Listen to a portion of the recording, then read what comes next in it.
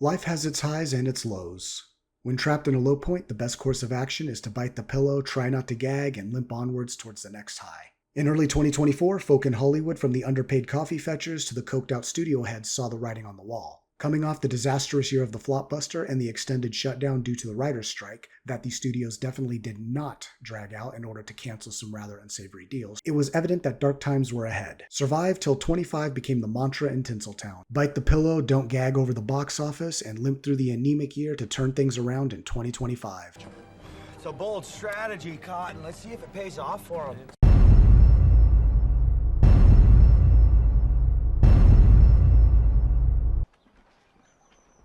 Fuck.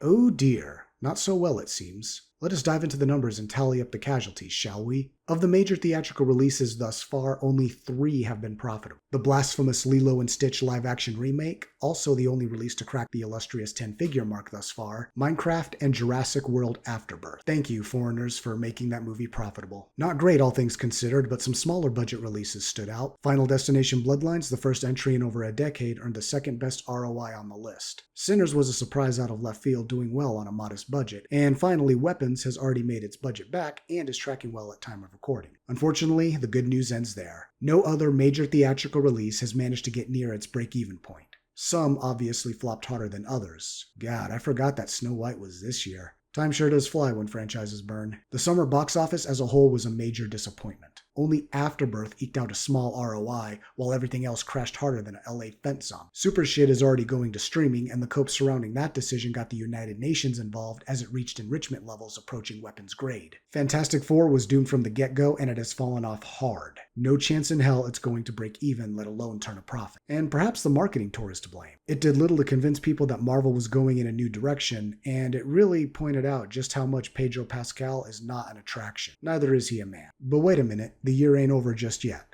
Perhaps there's time for things to turn around?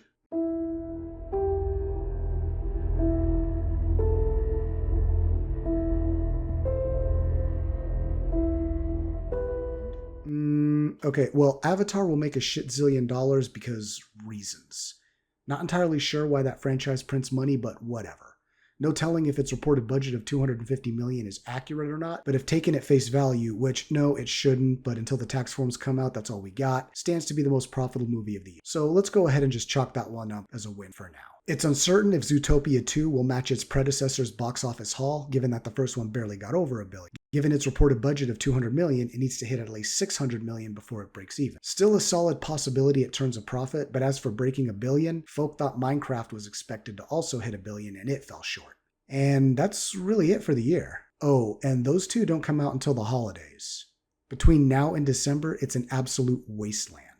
If there were a few more contenders in the pipeline, the prophecy of Survive Till 25 would be fulfilled. But hang on now, maybe Tinseltown got the year wrong. See, these large studios cannot course correct on a dime, and due to the massive contraction the industry has experienced, have been hemorrhaging productions and labor. It takes time to make the needed changes, especially after all the crap they've had to endure the last 5 years. So maybe what they meant to say was survive till 26?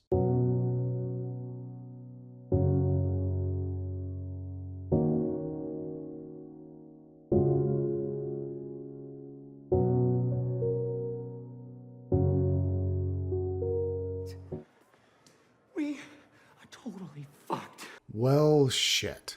2026 is not looking any better.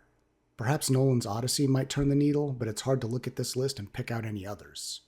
Maybe the Mario sequel. Maybe. Don't count on Doomsday making a splash any bigger than a plop. If marketing drenched in high-octane memberberry key jangle, a bloated cast that nobody gives two shits about, and a budget inflated to astronomical proportions isn't a recipe for disaster, then I don't know what to tell ya. It's likely going to be the first Avengers film to flop. The only positive I'm taking away from this list is there are more announced theatrical releases in 2025. Which, that's good news for the theaters. They need the traffic, but there is one glaring issue. The vast majority of the releases are either a soulless reboot guaranteed to desecrate the original IP because that's all these modern writers are capable of, or some kind of shameless cash grab sequel meant to milk the brand of what little appeal it has left. Hell, at least DreamWorks had the good sense to push Shrek 5 back after they got obliterated for the first trailer. If they had any sense at all, they would just stop. All of them just need to stop. Whatever. Clearly the Hunger Games prequel sequel will save the day. Or maybe it'll be Mando and the little green fucker. So what good was surviving till 25 if you can't even top the year prior? Last year there were 3 movies that cracked $1 billion, but that is not guaranteed this year.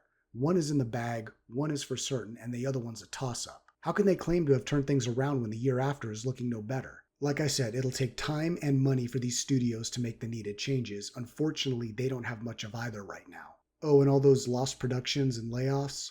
Yeah, that ain't slowing down either. Hard to turn things around if folk are leaving the industry faster than California is losing population. Can't say that I'm shocked, surprised, or disappointed in how the year turned out. Tinseltown's doom loop continues, spurred on by feeble box office returns and waning audience interest, while mourned only by those who once relied upon the industry for relevance. Whatever comes after Hollywood, hard to say, but it has to be better than what they've been shitting out over the last decade.